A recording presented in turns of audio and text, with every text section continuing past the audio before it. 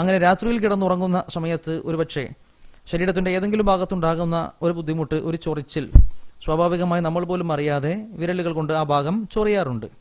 എന്തു സംഭവിക്കുന്നു? ഈ മൃതകോശങ്ങളും ആ മൃതകോശങ്ങളെ ഭക്ഷണമാക്കാൻ ശ്രമിക്കുന്ന 3,20,00,000 വരുന്ന ബാക്ടീരിയകളും ഈ ശരീരഭാഗത്തുള്ള ഈ തൊലി വിട്ട് നമ്മുടെ നഖങ്ങളിലേക്ക് പറ്റിപ്പിടിക്കുകയാണ്. സ്വാഭാവികമായി നമ്മൾ കിടന്നുറങ്ങുന്നു. രാത്രിയിൽ കിടന്നുറങ്ങുമ്പോൾ എത്ര തവണ ശരീരം ചൊരിഞ്ഞു എന്ന് ചോദിച്ചാൽ ഉത്തരം പറയാൻ പറ്റുന്ന ആളുകളില്ലല്ലോ. സ്വാഭാവികമായും നമ്മൾ പോലും അറിയാതെ പലതവണ ശരീരത്തിന്റെ വിവിധ ഭാഗങ്ങൾ, പ്രത്യേകിച്ച് നമ്മുടെ പ്രൈവറ്റ് പാർട്സ് പോലും നമ്മൾ പോലും അറിയാതെ പലതവണ അത് സ്പർശനത്തിന് വിധേയമാകുന്നുണ്ട്. രാവിലെ ഉറക്കം എഴുന്നേൽക്കുന്നത് 3,20,00,000 വരുന്ന ബാക്ടീരിയകളെയും ശേഖരിച്ചു വെച്ചിരിക്കുന്ന കൈകളും നഖങ്ങളുമായിട്ടാണ്. നേരെ എഴുന്നേറ്റാൽ ഉടൻ തന്നെ ബ്രഷ് എടുത്ത് പിടിക്കരുത്, മറിച്ച് ആദ്യം മുൻകൈകൾ രണ്ടും വൃത്തിയായി കഴുകണം. കഴുകിയ ശേഷം അല്ലാതെ മിസ്വാക്ക് ചെയ്യുക, ബ്രഷ് ചെയ്യുക പോലെയുള്ള പ്രവർത്തനങ്ങളിൽ ഏർപ്പെടാൻ പാടില്ല. വളരെ സുന്ദരമായ ഒരു ആരോഗ്യ രഹസ്യമാണിത്.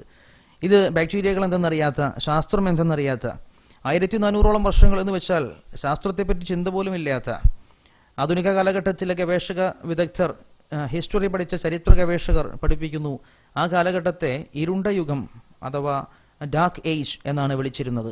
ഒരർത്ഥത്തിലും സാക്ഷരത ഉള്ള ഒരാൾ പോലും ഇല്ലാതിരുന്ന ആ കാലഘട്ടത്തിൽ ഒരുവൻ ഉറക്കം എഴുന്നേറ്റാൽ ഏറ്റവും ആദ്യം മുൻകൈകൾ രണ്ടും വൃത്തിയായി കഴുകട്ടെ സയ്യിദുനാ മുഹമ്മദ് റസൂലുള്ളാഹി സ്വല്ലല്ലാഹു അലൈഹി വസല്ലമ തങ്ങൾ പ്രഖ്യാപിക്കുകയാണ്.